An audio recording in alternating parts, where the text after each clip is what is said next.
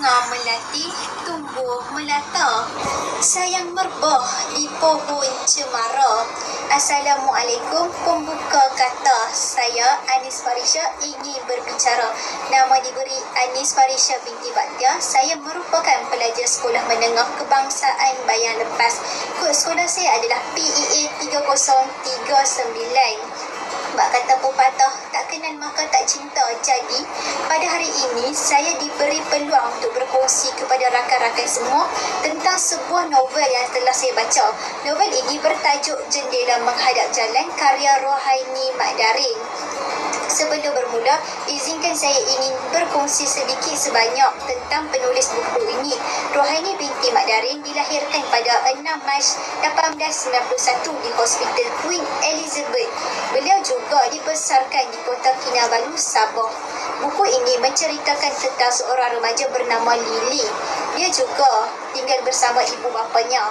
Pada cuti sekolah, ibu ingin menghantar Lily untuk pulang ke kampung.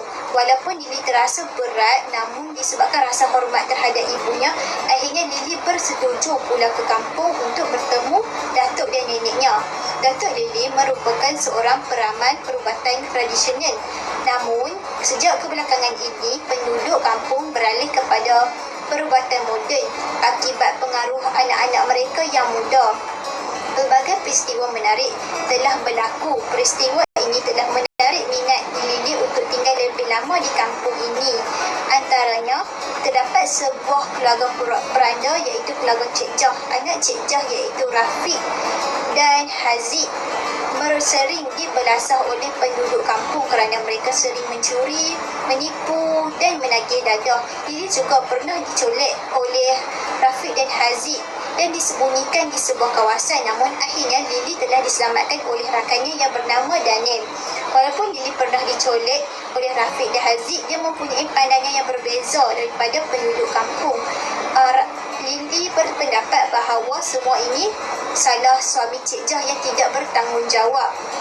Akhirnya, suami Cik Jah telah ditangkap. Rafiq dan Haziq telah diubati sehingga pulih.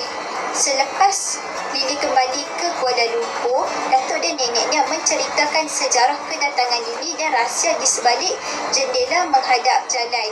Saya mendapat banyak pengajaran dan nilai murni daripada buku novel ini.